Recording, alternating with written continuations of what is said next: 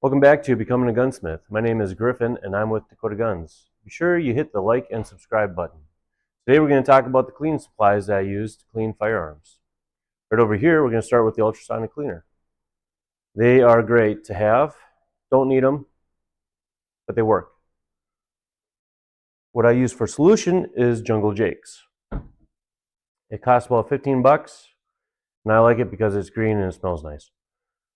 You can use Simple Green, Purple Power, Super Clean, whatever you want. Experiment, see what works best for you. Next, I have brushes. They come in different varieties, these ones.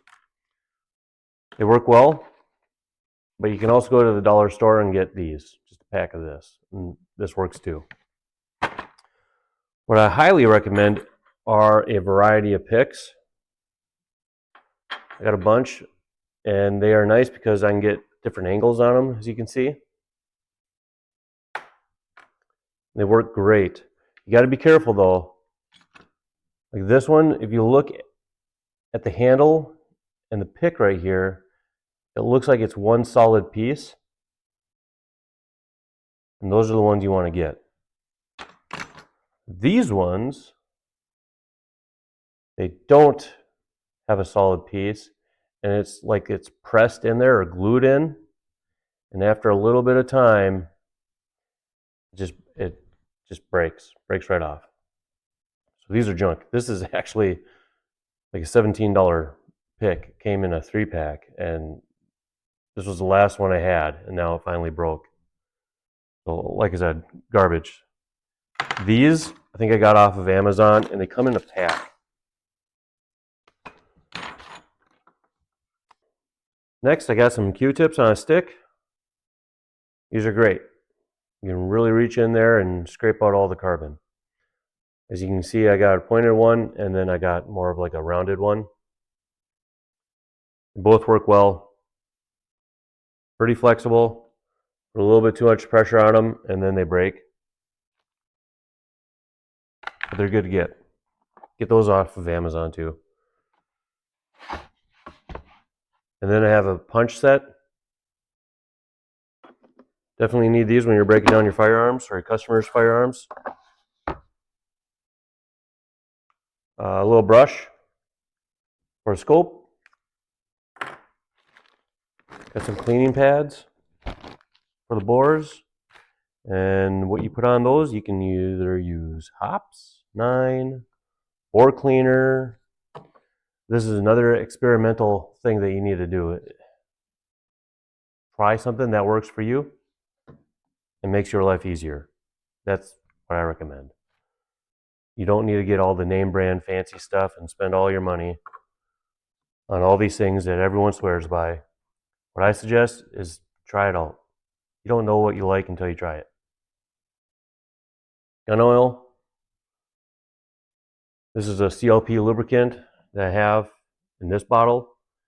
And I like putting it in here because it's a nice little needle that I can just dab on in little areas. So all you need is a little. Just a little dab will do you, and you're on your way. That's for after the cleanup, and you put it back together. And you just lube it up for the customer. Pipe cleaners, I've used these ones, and I don't like them. Because this is like an arts and craft one, and it just doesn't do the job at all. Garbage. But I did buy them so I could get the gas tube, but it doesn't work. They're trash.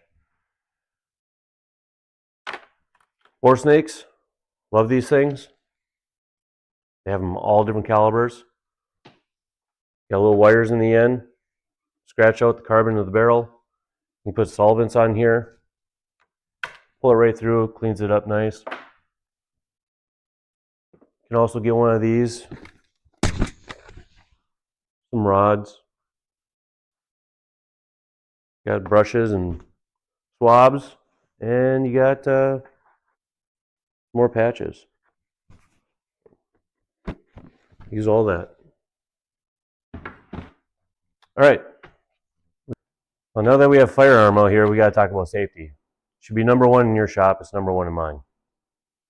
First things first, booger hook off the trigger. Place it on safe. Drop the magazine. Charging handle back to the rear. Look. Make sure there's nothing in there. Some people say, stick your finger in it. You do you. Grab a Q-tip. Stick it in there if you want. Your shop. You should have rules, but make sure that safety is number one.